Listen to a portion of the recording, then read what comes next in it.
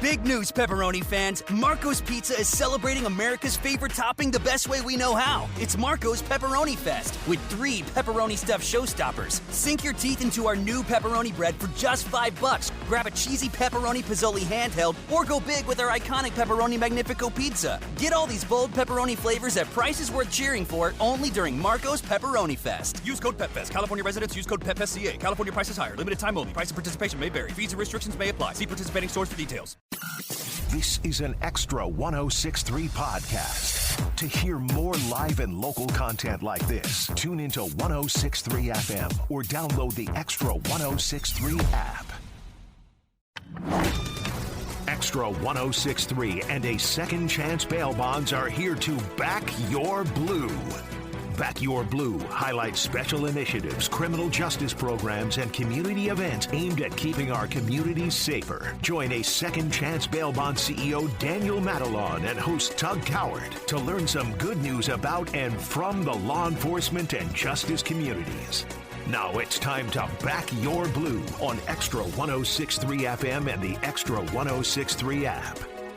Welcome to Back Your Blue on Extra 106.3. My name is Tug Cowart, along with Daniel Matalon of a Second Chance Bail Bonds and a Second Chance Monitoring. How are you, dude? Doing well. Just beat down, travel, just killing you all the time. Yep. Dude nonstop. never sits down for a minute. He's much. either traveling with his daughter for equestrian or working. There's nothing else that happens in this man's life. I'm convinced of it. And if he tried to convince me otherwise, I would say he was probably not telling me the truth.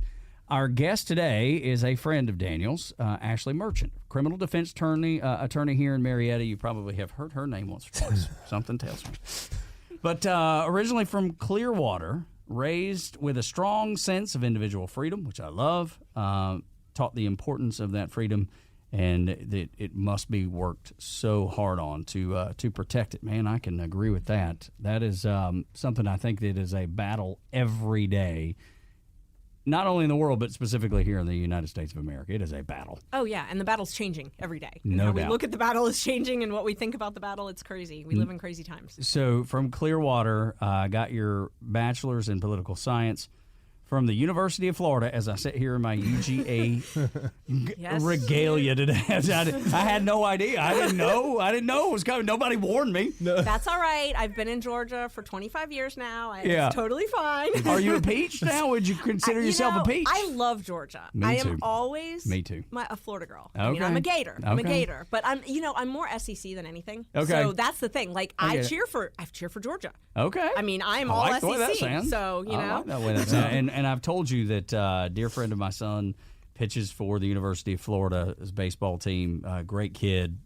We just think the world of him. And then another kid that just transferred in from Texas Tech this year plays now at Florida. So we've got some got some connections there too. Yeah, it's a great school. They're all. That's the thing. We're so lucky. They're all great schools. No question about it. Yep. So went to law school after you graduated, and that was Florida's law school as well, which our owner here at Dickey Broadcasting, David Dickey, he is a Florida Gator and a law school grad down at the University of Florida too. So yeah, fabulous. also a lawyer, but somehow got roped into hanging out with people like me. Like It's more fun to talk about it. I guess, because he puts up with me, and I don't know why. He's really smart. I'm not.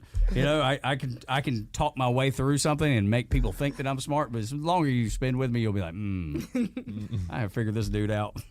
But you were active and actively participated in moot court and argued before the New York Supreme Court in Buffalo.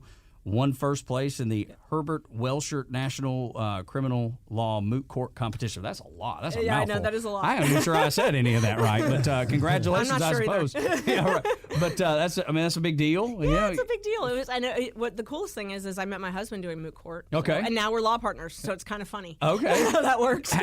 Because that seems like it could be challenged. Do you all ever butt heads over cases? Oh yeah, we definitely butt heads. We have different viewpoints, but one of the things is if I can convince him, you can convince anybody. I can convince anybody. I like that. I have that with my wife too. If I can convince her, if I can just convince Laura, yes, and she usually will put up with my nonsense for a little while because she knows I can I can usually navigate the room, and I can baffle her with BS, and she has to wade through it and figure out what's real.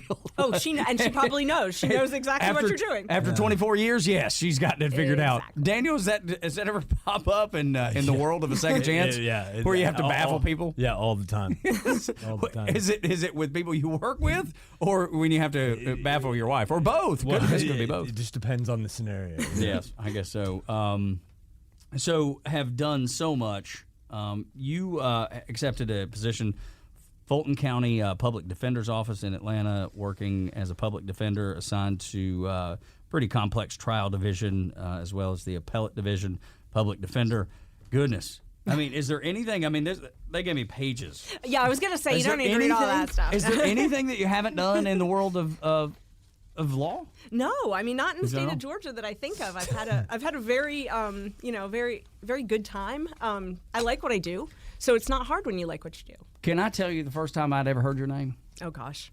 Oh, I can't wait to hear this. Well, it was about, I don't know, a year ago maybe. Oh, okay. 18 months ago. Okay. When it was the Fonnie Willis thing. Yes. That's the first thing, and it was a mutual friend of ours, and Sarah Hobson was like, "Hey, you should pay attention, Ashleigh. She's involved in this, and obviously we do a news show, so we're talking about it." And I was like, "Okay," and sure enough, I see that, and I'm just watching with my jaw on the table. Right, and I think that was an introduction to a lot of people to the law in Georgia. An interesting introduction to the law, but a lot of folks were watching that, and it was so interesting and captivating, I think, to people who maybe don't even normally watch legal TV. You know, we have crime junkies. Yeah, like people. I never watched legal TV ever. Yep, and most people don't that watch that. And, people, that was their introduction to the criminal legal system, inside of our courtroom, because I love the fact that the judge let the video cameras in. I mean, I think the more the public sees how the sausage is made, the better. Sure, and I agree with that. That was a crazy way for the world to see how the sausage was made. No kidding. Daniel, were you captivated by it too? Did you sit there and watch it with popcorn? I was at the the middle of the case, so to speak, in some aspects. Is that how y'all know one another? Well, we've known each other for years. I'm the current president of the Georgia Association of Criminal Defense Lawyers, and as a bonding company, we know each other. Yeah. I mean, it's y'all just work together, hand in hand. We work together, and there's a lot of different programs that that they do with ankle monitors and things like that. So we work together on a lot of those. But that's how we've known each other for years, doing that. So I saw Fonnie Willis and her non-boyfriend show up at the Waffle House recently. Oh, wow. Not surprising. But I was told that, they don't see each other anymore. Yeah. They have nothing to do with one another. I mean, it seems the story is fascinating. Oh, I had a client who called me the other day and said he saw her. He was on a flight from L.A. and she was on the flight with Nathan. No, of course. So, yes, the one that she broke up with. Okay, I was just making sure that it's not just me. Not just you. That sees the cracks in the case. Oh, we get calls. I would say we probably get a call once a week from someone saying, "Oh, they were at the mall buying furniture, or they were, shopping for a suit, or something like that." Where does all this stand? Is that something you can help me understand? Because I think people listening to the show right now probably want to know the answer to that question. Definitely. Because I don't think anybody does.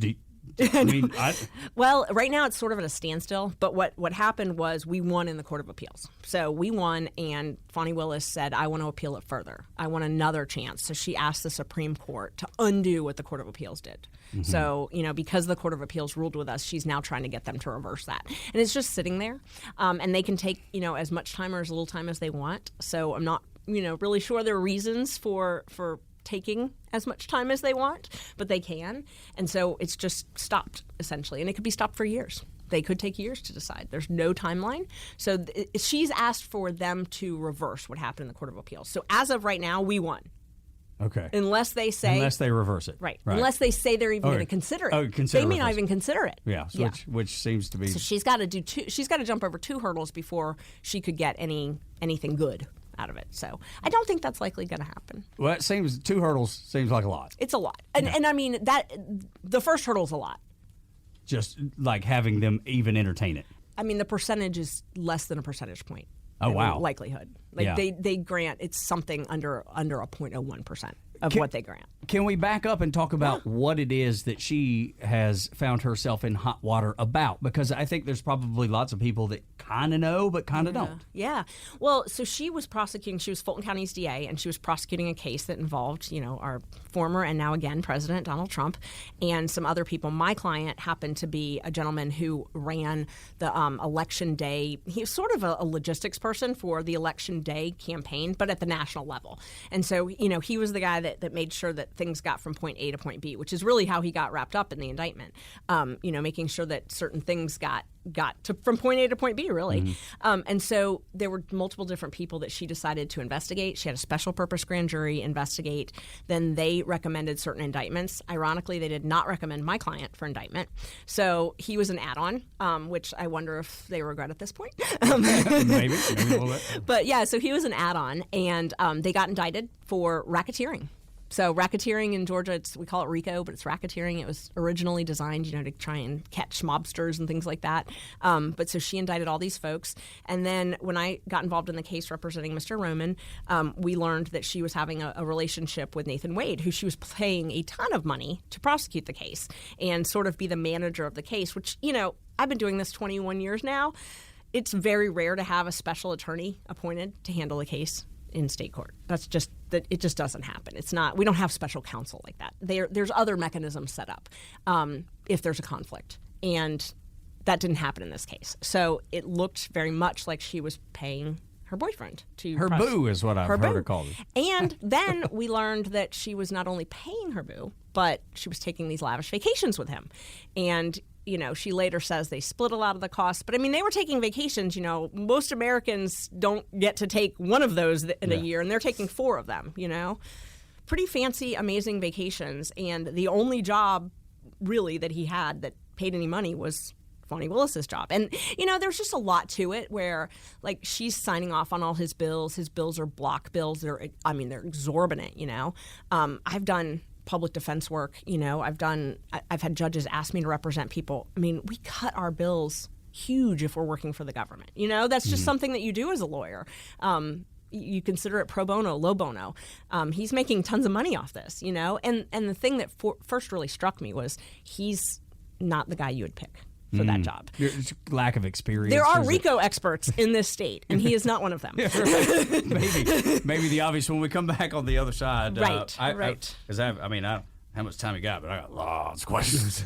I've written down a few of them. We can get to. Go for it. We can get to some of the other stuff, how y'all have worked together, the importance of what y'all have done in the past. A Mr. Patel that I don't know much about, so I'm eager to learn about this because this is a fascinating case that's captivated people not only in the United States but internationally as well. When we come back on Back Your Blue with Daniel Madelon of A Second Chance Bail Bonds and A Second Chance Monitoring and criminal defense attorney based here in Marietta, Ashleigh Merchant. And this is Back Your Blue on Extra 106.3.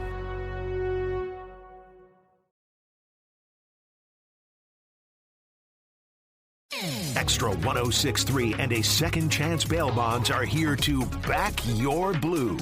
Now back to the show on Atlanta's only conservative news and talk station, Extra 106.3. Welcome back to Back Your Blue on Extra 106.3 with Daniel Madelon of A Second Chance Bail Bonds and A Second Chance Monitoring and Ashleigh Merchant.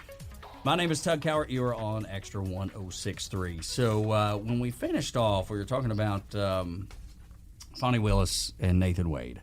And there were lots of curious things that happened with those two.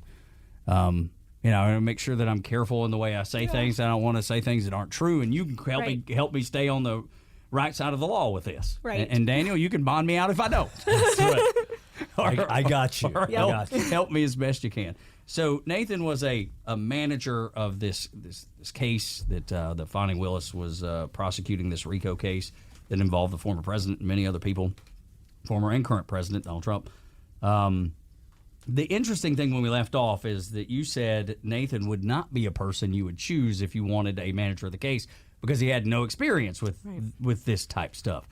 So that must have been the first red flag when you thought, the addition ain't working here. It was a red flag before I was even involved in the case. When I saw the press conference announcing the indictment and I saw Nathan, I was like, what is Nathan doing there? And I know Nathan. I've known him for years. I mean, before this case, I would have considered us friends. Yes, definitely. I mean, at the time, he was going through divorce, so, there were some issues there. Sure. But I had always been friends with Nathan, so I was just really surprised to see him up there.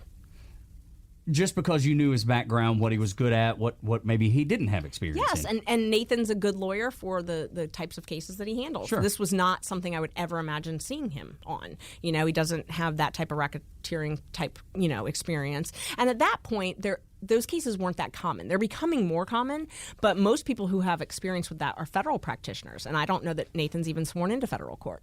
And he never really prosecuted a lot of his prosecution experience was his misdemeanors. So, it's just really surprising.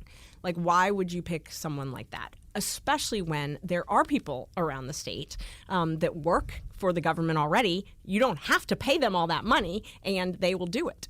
We have this group called PAC. It's Prosecuting Attorneys Council, which is essentially the state resource. If you need help, they've got help. They've got a lot of different prosecutors who have a lot of experience. One of them used to be a complex felony trial lawyer in Fulton County. She would have been perfect, if you needed that outside help. So the state has resources to help prosecutors. You don't need to go outside, and you certainly wouldn't need to go outside for Nathan. So there was the questions then were bubbling up that his name was on a login, basically, where you sign in at the White House. So that all of a sudden opens up a new layer of questions about ethics. Would that be the right way to say that? Yeah, it's one of those things like if someone is trying really hard to hide something, it always kind of makes my spidey sense go off. Yeah, sure. I don't know, like, why aren't we being transparent, especially when it's public money, a public investigation. Like, the public needs to know what's going on in order to feel comfortable. And there's obviously certain times that the police and investigations can't be public, but I think if they can, they should be. And there was just a lot of secrets and a lot of things, I was asking open records, which turned into a whole nother saga, but I was asking for open records, things that you would think would easily be given. And I was getting pushback. And I'm like, why are we hiding all of this stuff? And then I found out that she had made everybody sign a non-disclosure agreement. Uh-oh. I mean, NDAs are kind of like, that's a corporate thing. You don't do that as a public. I mean, what would be the point? Right. What would be the point? They're not enforceable. We're trying to let the public know what has happened, right? Exactly. That's the whole idea. It's public money. It's not your money. You know, like that's the thing. I mean, if you work for the government, it ain't your money. So it was. You should tell them that, because I don't know. I'm not sure that they agree with that statement. Like, I feel like if you're a public official, that should literally be how you start every day. It's not my money. It's not.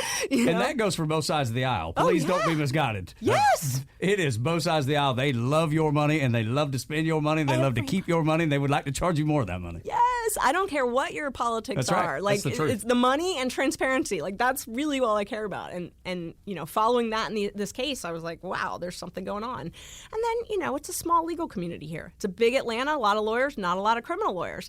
And people talk. So the rumors were definitely flying. And I think it was because not just I was surprised. Everybody was. And I'll be honest, I was shocked at how much money that office spent on outside lawyers. It was crazy. Well, then stacks of cash. Yeah. Because that was another. Did you hear about this one where Fonnie said, well, yeah, I keep stacks of cash at my house. Who doesn't? Oh, it's created so many good jokes. Oh, no kidding. Like, she was asked about, paying for different things with Mr. Wade. And Daniel would come up, and she's like, "Oh yeah, I have $20,000 cash all the time. Yeah, if you want a G, I got a G. Yeah, I got. It's very common." She says it's a very common thing to have stacks of cash at your house. And I was like, "Wow, I need to come to your house more often because I don't have that." I was like, "Wow, next time I have a forfeiture action where you're trying to take my client's cash and you're saying that having cash is suspect, I'm going to use this argument." Wow, see, I didn't even think of that. Mm-hmm. That opens up all and especially with her specifically. Oh, yeah. Well, one of the things that's really funny is we got cell phone data, and they filed a motion objecting to the cell phone data, that tracked them, that put them in the same place late at night, and they filed a motion saying it was unreliable. And I was like, so the entire defense bar jumped at that and said, oh, my God, all of these convictions we have that's based on cell phone data, the exact same, we're filing this. Yeah. So that was interesting. Did it pay off? Did some of the it's reliable. I mean, that's the funny thing. It's like, everybody knows it's reliable. So no, it didn't work in her case, and it didn't work in any other case. I mean, you can't, you can't really fudge that data. Yeah, it seems like it'd be tough. Yeah. And then obviously the relationship, it broke back open when her daughter, I think, was pulled over, had a license that was expired, and she wanted to call her mom, which I understand. Mm-hmm. She's a young lady. Right. I would, if my son, who's almost 21, if he were pulled over, and the first person on the phone was me. It's the first person going to call. Of course. The thing that started the conversation is when Mr. Wade pulled up with her after already been in court. Driving. The county vehicle? Yeah, that. And yes, all that. Don't leave any of that now. But then also talking about how, that they'd been broken up for a long time. Like, well, then how come he shows up with you to rescue your daughter? Or not rescue, that's the wrong word. Yeah. To assist your daughter. Right. Why would that happen? And then as this sits still, as this case, I guess, continues to just kind of spin wheels and get people to talking like me, because I'm fascinated by it, and everybody else is too. And I'm not even a court watcher like we established in the earlier segment. It just leaves so many holes in the arguments of everything that has gone on in the state, and it makes you question, everything. Right, and nobody believes it. Yeah, ever. I know. Why? At this point, it's almost like, why would you believe anybody in authority? They're so easily corrupted. It seems, and again, this is not a partisan statement. It's both sides of the aisle. I know. If there are dollar bills to be had, Daniel, they're going to find them. Yeah, I hate to say it, but it's unfortunately just the nature of the beast. I mean, that's just, and it's a tough case. Yeah. It's one of those cases where everything that they've done and said is so scrutinized because it was so obviously not true. And that's difficult. Last thought before we get to Mr. Patel, and this is a case that's gotten international attention. Daniel has helped you with the bond on this one. The fact that Fonnie wasn't supposed to testify and then basically kicks open the doors like, I'm here to testify. Yeah. So were you jaw dropped by that? You had to. Have you ever seen anything like that happen before? I've never seen anything like that happen. And I've been shocked in court before, but I've never seen anything like that. Her lawyer was literally arguing, begging the court to keep her off the stand. And I was asking for her to have to testify. And we had been arguing for days where they were trying to keep her off the stand. And then she came in and is like, I wanna testify. I'm here. Right. Like Scooby-Doo almost. I mean, it was a surreal moment. And, in the courtroom, it was so crowded. I mean, it was standing room only. There was so many people there. Big political people. I mean, powerful people. Like, it was crazy. I look around and I was like, is that who I think it is? Just this vibe in the courtroom. And then to just walk in like that, it was unreal. And then to be so defensive on the stand, I think that's what stood out to me the most. Not only, Daniel, the fact that she came in and did what, Ashleigh just said she was shocked and she, had seen it all. You get past that moment and then it's almost like she's talking down to you the entire time. The judge, the lawyers, she's talking down to everybody like, you got nothing on me. I've never seen that. That's the... The demeanor was just very combative. And I'm sure she hasn't testified often. I'm sure it's not something that she's used to. But I'm the one asking the questions here. It's probably the feeling. Right. It is difficult. I mean, it's definitely difficult. Goodness gracious. We shall see where this ends up. Y'all tell me about Mr. Patel, because I don't know how I've missed this. What is this story? And I'm guessing that when I hear the background, I'll be like, oh, that's what I'm thinking. That story. So I'm going to walk you through it. Okay. And I bet you're going to be like, I heard about it, or your wife heard about it, or somebody heard about it. Because it was pretty. In the West Cobb area, it was pretty well known when it first happened. So Mr. Patel, Mick, he goes by Mick. He was in the Walmart shopping on March 18th, and the Ackworth Walmart. Oh, I already know the story. That's all you had to say. I knew you did. Everybody heard it. So the news reports that Saturday or that weekend, the news reports are, man tried to abduct a toddler at the Walmart. And that's really what the headlines were. And it was just terrifying. At the time, I wasn't involved in the case, And it was like, oh my God, this is in your backyard. This man is trying to abduct this toddler in the Walmart. Like, what is wrong? What's going on? And there's just a ton of fear in the neighborhood and in the whole area, really. And so then a couple days later, they arrest Mr. Patel. And interview him, and he says exactly what he has maintained from the whole time, that he thought the child was going to fall. So what happened in the Walmart was there's this lady who was on a handicapped scooter, mobility cart is what apparently. That's the new term, apparently. That's why you're supposed to say it. I don't know. I'm, I show my age when I say handicap cart, but, mobility scooter. Okay. Whatever. She's not handicapped. She doesn't need a mobility scooter. Let's just put it that way. There's nothing wrong with her. But her kids wanted to ride. That was like a fun ride, They want to ride on it. They got those ones out front. There's a little, you just sit on it. Right. The little horses. Well, I'm pretty sure that the carts say, not a toy, don't ride on this, I'm pretty sure they say that on it. But, that's another point. So she's riding around with her 2 kids. She's got, 2 toddlers. One is like, 2, a little bit under 2, and then one's like 4-ish. And so they're riding around, and, those carts don't go very fast. And she said this one was kind of broken, and it was like puttering. So he's looking for the Tylenol, Mr. Patel. He's wandering around looking for this Tylenol. And people have said, why did it take him so long to find Tylenol? I don't know if you've been in a Walmart. I don't go often, but when I do, I can't find anything. Anything. Here. Like, that's why when I heard the story, I was like, okay, I totally believe this because I can't find anything. I don't even know which side of the Walmart to go in on. I don't either. And the stuff is weird. One side's closed, one side's the grocery store or something. And then, like, pharmacy isn't where, like, the drug stuff is. I mean, pharmacy is, like, shampoo. It's so confusing to me. That's right. So he's trying to get, and he cares for his elderly mother. So, and I also care for my elderly mother. So I understand elderly mom needs rapid release Tylenol. And if you've ever cared for an elderly person, if it doesn't look exactly like the one they take, yeah, it's frightening. They ain't taking it. Well, it's because it's frightening, I'm sure. Yes, they don't want anything different. So he had to get, his daughter, who's in medical school, had sent him a picture of the one that he had to get. He's looking for this exact type. It's like this gel release. So, it makes sense that he's wandering around trying to find this Tylenol. He asked an employee. They couldn't help him. He asked Miss Miller. She's there with 2 kids. She's like, I know where it is. So she's puttering along, and as she sort of tries to almost stand up to point to it, the one child kind of like reaches for Mr. Patel. You know how toddlers are grabby and they're always like, they see people, sort of puts his arms up like that. Mr. Patel thinks the kid's going to fall. Yeah. Touches. Yeah. Then this is where you get into words, touches the child, grabs the child. I mean, what word? Catches. Right. Exactly. Ensures the child doesn't get injured. I mean, all these different things, but doesn't try to snatch the kid. So he puts his arms under the child's like armpits, sort of, as the child's like reaching for him, so the child doesn't fall. And she says no, takes the child back. But she also said the child never left her custody or control. So she's got her hands on the child the entire time. So it's like just this little brief touching. And then she continues on to show him where the Tylenol is. He goes and gets the Tylenol. Then she backs her cart up, actually runs into an end cap. So she clearly is having a hard time driving. This is all on video, too, all right? on video. Yeah. All on video. Talks to another gentleman, talks to Mr. Patel again. I mean, it's a very friendly interaction. Then they're in the store for like 8 minutes total. Okay, so she's puttering along. He finally finds it. He walks by her. She gives him a thumbs up. When she shows him, hey, I found it. And she's like this. That's awesome. Yeah. So then he goes to check out.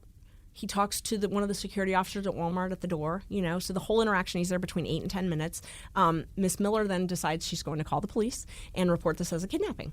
So she tells the police. She waits 30 minutes, and then 30 minutes later, she calls the police and says this man tried to kidnap my child. I know.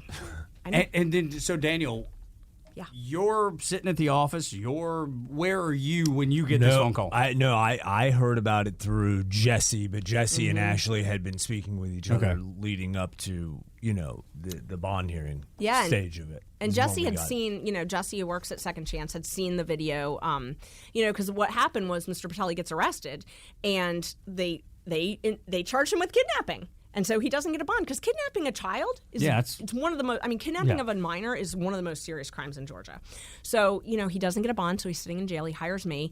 They won't release the video, so we subpoenaed the video from Walmart. Why wouldn't they release the video? It seems like again back to the earlier segment, and I think everybody in the room when you said the more access the better, the way you make the sausage the better, and I think everybody agrees with that because you can see the interaction. Yeah. You can tell if something's nefarious. Right. And maybe even now you could look at it and go, well, I'm not sure about that. But at least you could see and make that decision. Right. Especially if you're going to put out statements that terrify the public, then at least, put out the video so they can actually see what happened. And it's helpful because, witnesses could come forward that were there that said, oh, I happen to be there. I mean, things like that. So why not present it.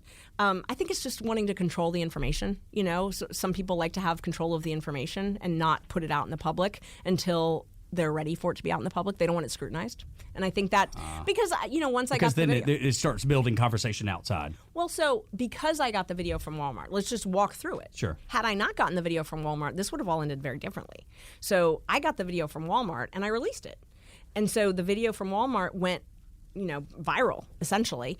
But at that point, Miss Miller had been doing all these TV appearances saying she was terrified, they were trying to steal her child, yada, yada. This is like this huge trauma. And it was national outlets. International. Yeah, international, even more. Yeah, it was crazy. It was international. And so, there were international news stories, a newspaper in England called me, that they had been following it because they thought there was this kidnapper, a kidnapper at the Ackworth Walmart. And that's of all places. Of all places, right? But that's what she had portrayed when she went on the news. And so, to get his reputation back and to sort of turn the tides, I had to release the video. And then everybody's like, wait, what? What's going on? But I got the video from Walmart.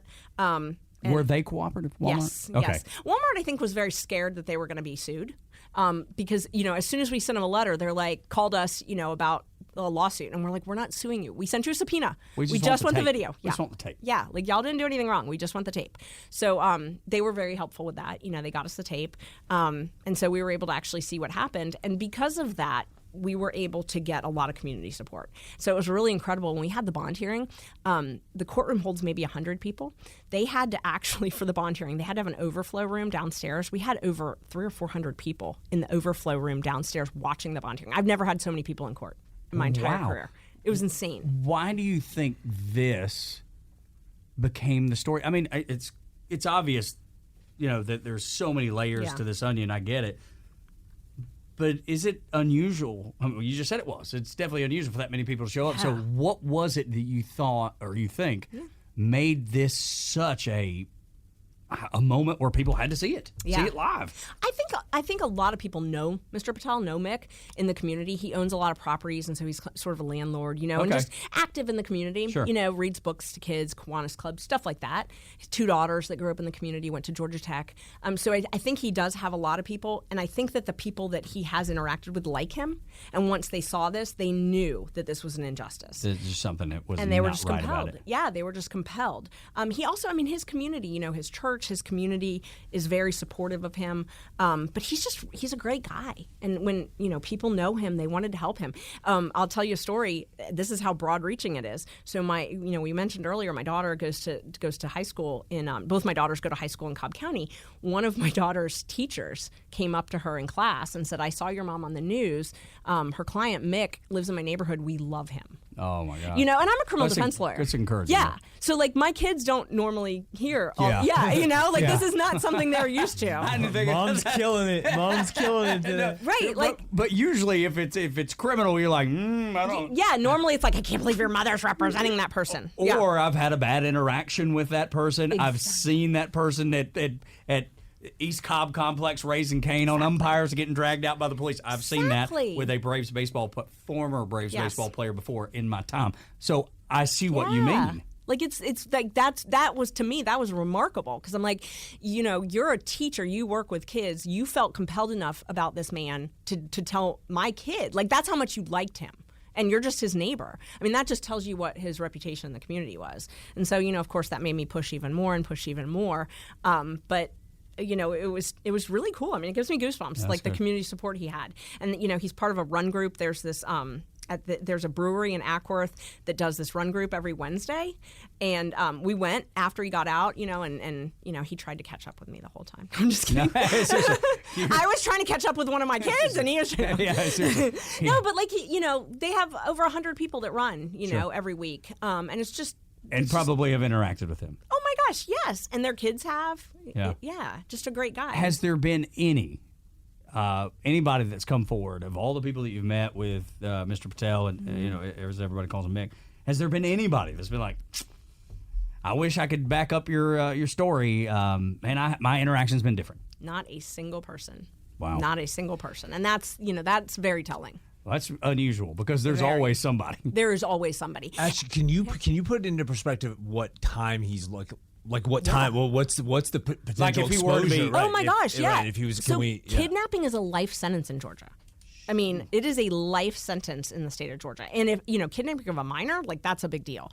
So what they did when they indicted him, speaking of how the sausage is made, this is, it's kind of interesting to see how these cases end up in court. So the officer arrested him for kidnapping, which is a life sentence.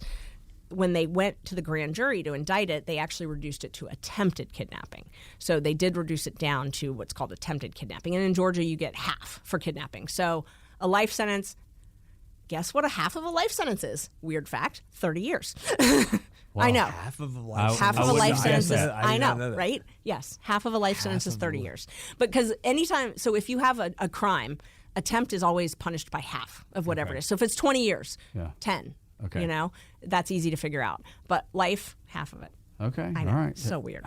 So half your life is 30 years. Yeah. I mean, I didn't feel like that at 30, but certainly, no doubt. When we come back after the break, I want to ask you, Daniel, about the bond cost for something with that magnitude, that before it had been busted down to attempt, right? And what that looks like from your perspective. Does that change the numbers at all for you? Does that change the decision-making process for you? When we come back here on Extra 106.3, Daniel Madelon of Second Chance Bail Bonds and Ashleigh Merchant, criminal defense attorney here in Marietta. My name is Tug Cowart, and you're on Extra 106.3.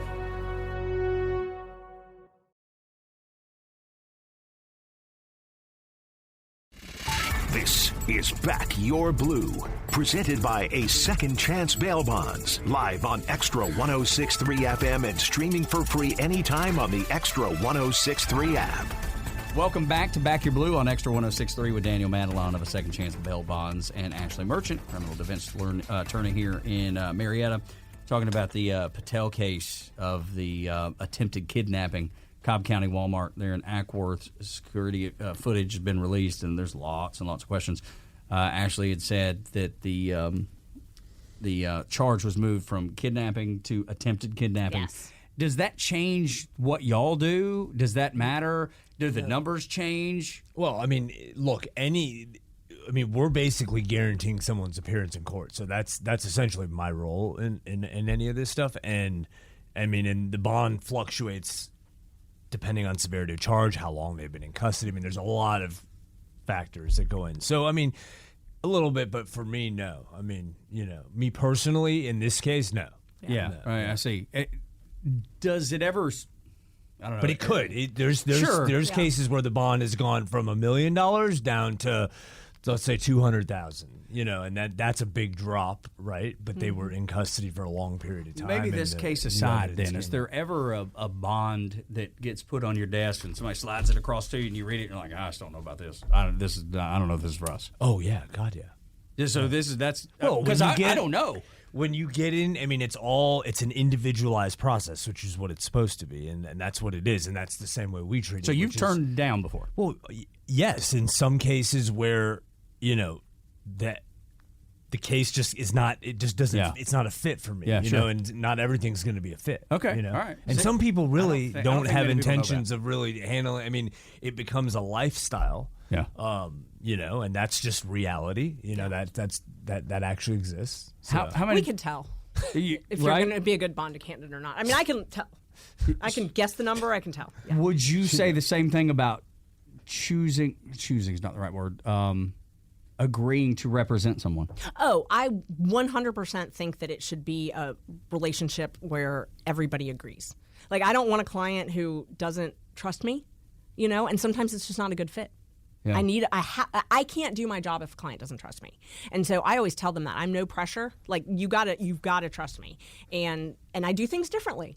Every lawyer is different. And so I may not be your cup of tea. Like, that's fine. But what if it's the flip and somebody comes into your office and you're like, I don't know that I trust them. And that's one of the good things about being in private practice. I don't have to take every case that comes through the door. But I do like to help people. Sure, so, of course, but it's that's just my personality. It's a delicate balance. Yeah, but there I will say there are some cases that I'm not the lawyer for. And it's weird which types of cases those are.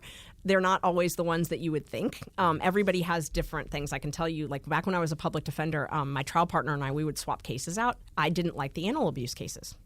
I was not the right person for him. Yeah. He didn't like the child cases. I was better at those than I was with the animal cases. Like, every lawyer has their own sort of thing. That's interesting. That's really interesting. Yeah. I mean, this is going to sound crazy, but I promise you it's the truth. I can't, like on Facebook, if it comes up and somebody's been mean to an animal or a child, I can't. I can't either. And it's becoming more and more, especially with, like pets that have been lost or turned over or whatever. And they're like, hey, at the end of the week, this poor dog has seen its last days. If I have 5 dogs.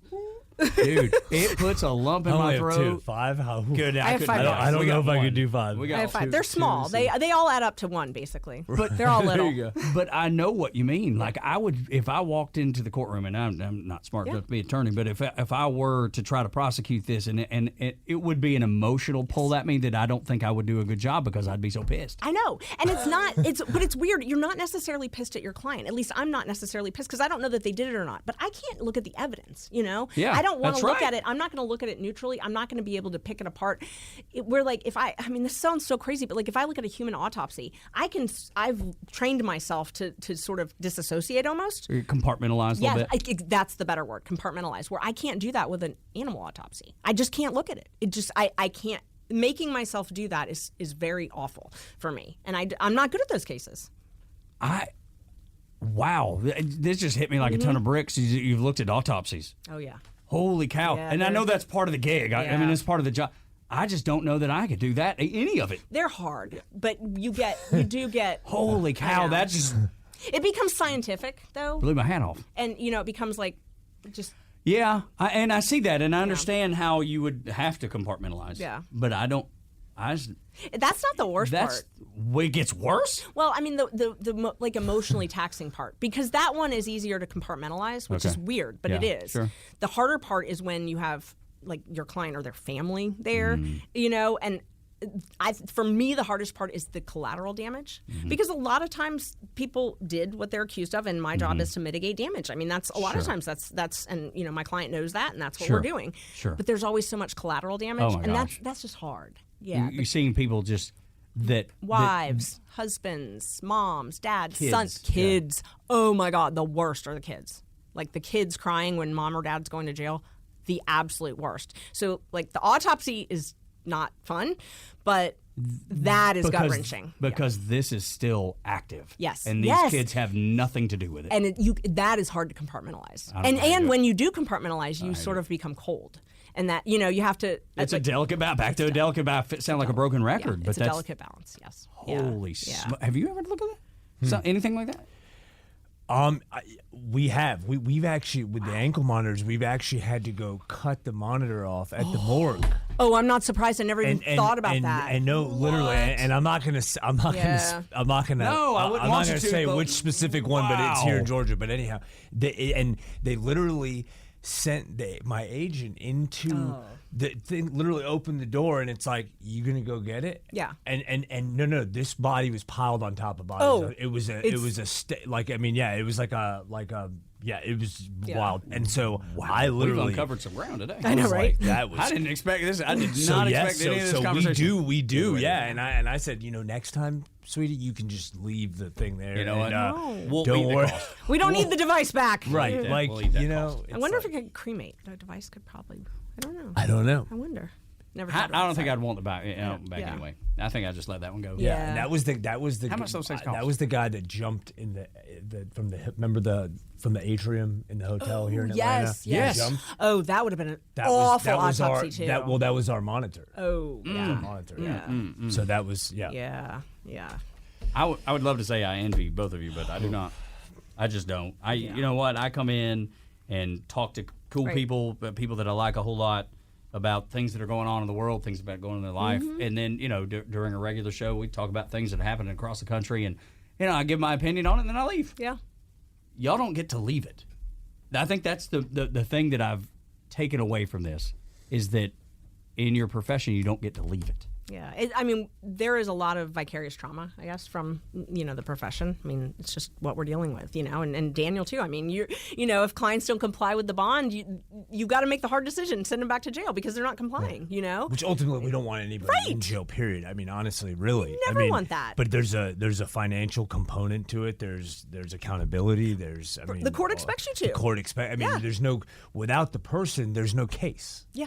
It's your reputation. I mean, it's the same thing when I ask a judge to give my client a bond. I'm essentially almost vouching for them, because I'm arguing, saying that they're good bond risk. When I call you and ask you to do a bond, I'm, basically putting my reputation on the line. So, they need to fulfill that. Yeah. No question. Ashleigh, how do folks get a hold of you in case they need your expert opinion, your expert ability? So we have a website, The Merchant Law Firm, and you can Google me. Ashleigh Merchant. There you go. Easy enough. Yeah. Second chance bail bonds. Yeah. Easy. Just a quick Google search. ATL bail. Yeah. ATL bail. There you go. Thank you all for talking about some interesting topics and then ending on something so personal that I guarantee you no one listening right now thought they would hear about. Yeah. Ashleigh, thank you. Yeah, appreciate your time. Hopefully the last time we get to see you. You're welcome. Daniel, it's always a pleasure, buddy. Thank you. This is Back Your Blue on Extra 106. This is an Extra 106.3 podcast. To hear more live and local content like this, tune into 106.3 FM or download the Extra 106.3 app. Big news, pepperoni fans. Marco's Pizza is celebrating America's favorite topping the best way we know how. It's Marco's Pepperoni Fest with 3 pepperoni stuffed showstoppers. Sink your teeth into our new pepperoni bread for just $5. Grab a cheesy pepperoni pizzoli handheld or go big with our iconic pepperoni Magnifico pizza. Get all these bold pepperoni flavors at prices worth cheering for only during Marco's Pepperoni Fest. Use code PEPFEST. California residents use code PEPFESCA. California prices higher. Limited time only. Price and participation may vary. Fees and restrictions may apply. See participating stores for details. Buying a car shouldn't be a mystery. Hi, I'm Stacey Ellis, Vice President of the Jim Ellis Automotive Group. At Jim Ellis, we believe in complete transparency because you deserve to know exactly what you're getting. That's why we show you all the numbers, no hidden fees, no surprises. We explain every option clearly so you can make the right decision with confidence. And if you ever have questions, we have answers. Our team is here to guide you, making sure you're informed and in control every step of the way. At Jim Ellis Automotive, we don't want to sell you just any car. We want to help you buy the right car, because doing the right thing for you is what matters most to us. Experience car buying the way it should be. Honest, straightforward, and built around you. And don't forget, Jim Ellis buys cars too. It's the safe and easy way to get maximum value for your car. To get started, visit one of our 21 convenient locations across Metro Atlanta or shop online at jimellis.com. The quick, easy, and convenient way to search and compare more than 5,500 cars, trucks, and SUVs. Jim Ellis Automotive, where you can always expect the best.